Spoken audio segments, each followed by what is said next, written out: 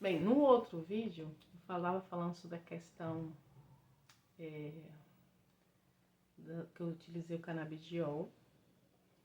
E é um assunto que, na verdade, é bem controverso, né? Porque, infelizmente, tem algumas coisas que ficam na moda. E os vendedores, né? E os médicos que vão junto com esses vendedores, eles terminam indicando canabidiol para tudo.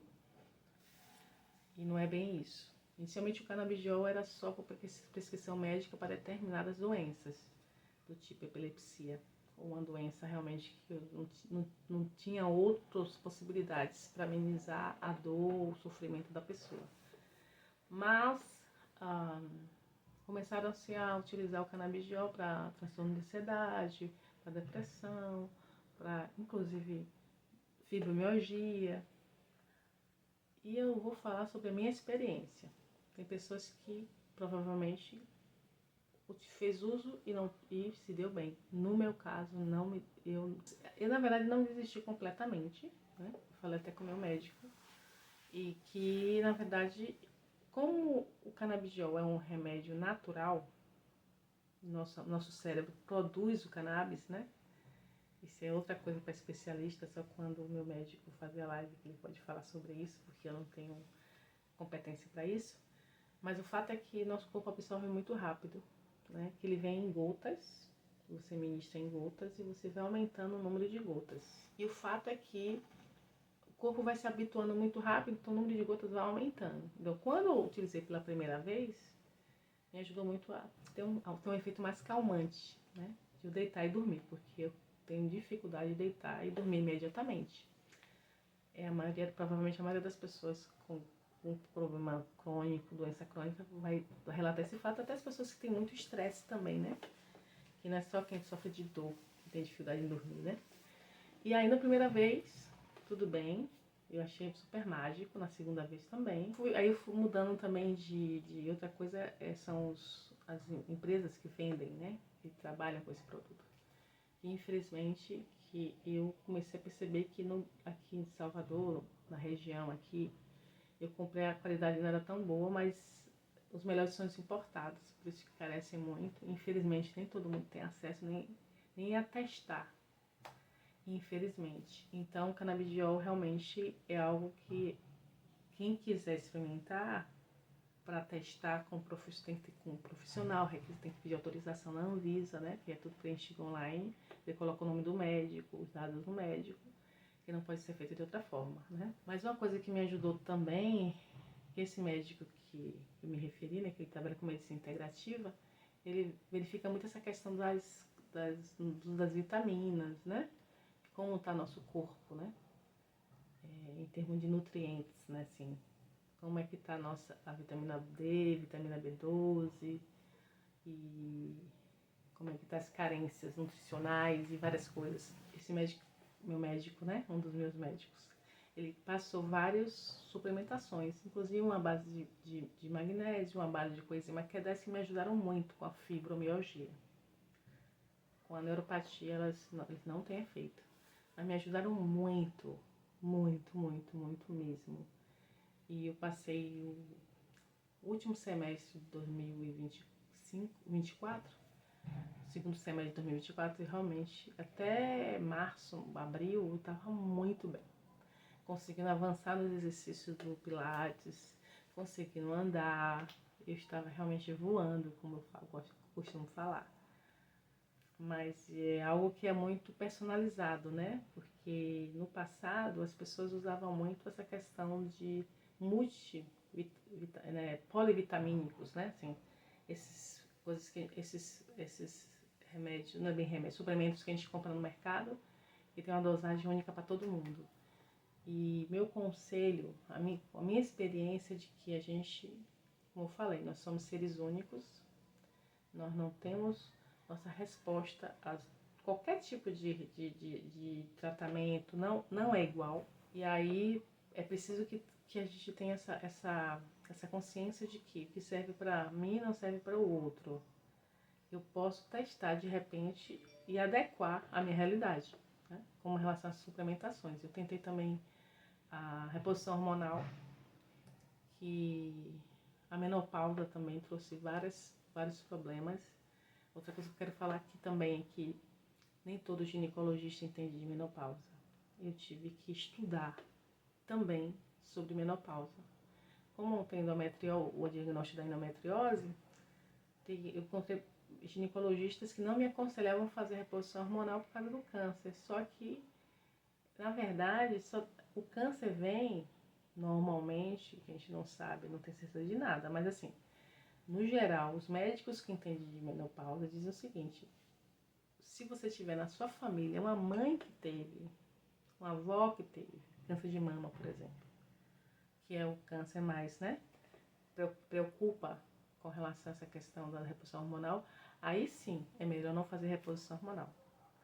Mas eu falei para as médicas que eu passei, que a maioria foram mulheres, né? Mas o último, exatamente esse que trabalha com medicina integrativa, que também faz reposição hormonal.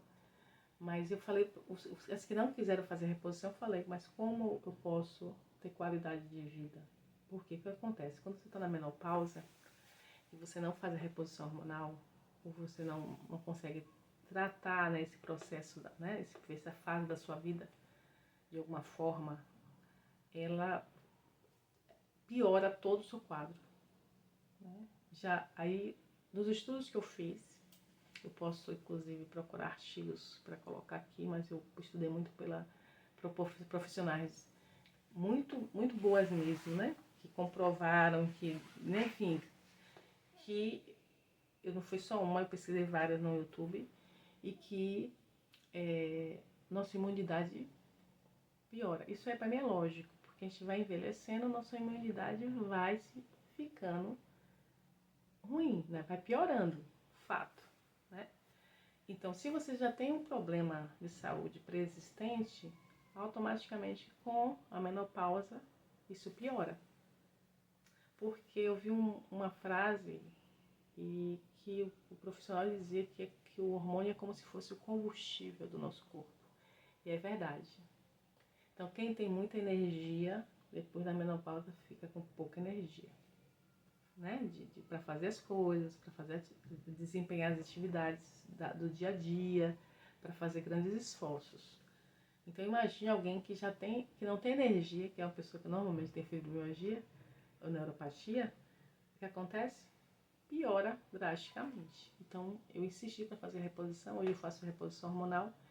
Estou satisfeita. Eu preciso fazer alguns ajustes porque nada é definitivo. Nosso corpo vai mudando também. Mas o fato é que uma coisa que eu queria deixar aqui um alerta para as mulheres, que nem todo ginecologista entende. Tem ginecologista ainda que está lá no passado, no estigma do passado, de que todo mundo que faz reposição hormonal vai estar com câncer, e os estudos não indicam isso. É óbvio que tem que ter toda uma preocupação de exames. Então, todas as vezes que eu fazer reposição hormonal, toda vez que eu vou fazer, eu preciso fazer uma bateria de exames para saber como é que está, inclusive, a endometriose, como é que está outras questões da minha saúde, né? Mas não quer dizer que a gente, como mulher, vai ter que ficar aceitando simplesmente sobreviver. Não, realmente, eu falei com uma amiga minha recentemente, a ginecologista dela falou que pra que eu vou passar reposição hormonal para você buscar o câncer? E eu falei para ela, mude de ginecologista, porque essa profissional não está atualizada. E eu me surpreendi porque eu encontrei uma ginecologista com mais de 60 anos, ela estava fazendo reposição hormonal, e foi ela que me indicou. A quinta, sei lá, só que ela não fazia, ela era uma pessoa que utilizava na vida, né? Ela utilizava a reposição hormonal, mas ela me aconselhou a fazer a reposição hormonal. Então, assim, eu queria deixar esse recado aqui, que por mais que as pessoas fizeram medicina, nem todo mundo entende de tudo. Porque eu falei em um dos vídeos que nós estamos vivendo na época da especialização.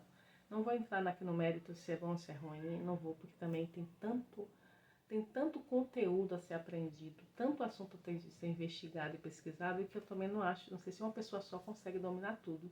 Como no passado tinha um clínico, né? Um médico clínico que meio que sabia um pouquinho de cada coisa, e aí eu não sei se ajudava, né? Se ele realmente ajudava os pacientes, sabendo um pouquinho de cada coisa. Mas eu não quero entrar nessa seara. Mas o fato é que uma coisa que a gente precisa fazer é também estudar sobre o nosso próprio corpo. A gente precisa se observar, a gente precisa cuidar do nosso corpo, cuidar da nossa saúde mental. A gente precisa buscar outras opiniões de profissionais, não acreditar em tudo que o profissional fala. Tem que checar também, porque, como eu falei, os médicos não sabem tudo. Eles erram, eles são seres humanos. Alguns assumem, outros não assumem. Então, eu queria muito deixar esse registro aqui.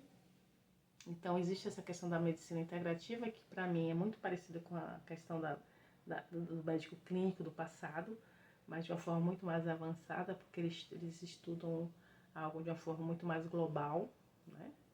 E eu acho muito legal isso, porque é como se fosse algo personalizado. Eu sinto assim, como se fosse um tratamento, faço um tratamento personalizado, né? E eu estou muito satisfeita com o meu médico. Eu indico ele para qualquer pessoa. Eu quero muito que a gente faça essa live para que vocês possam conhecer ele, porque realmente é um profissional muito... Eu não tenho o que dizer. Eu até agora não tenho o que dizer, não tenho que me queixar e tem que me ajudado muito. Mas é isso. No próximo vídeo eu posso dar continuidade a alguns tópicos que eu separei para a gente poder conversar, tá bom? Tchau, tchau.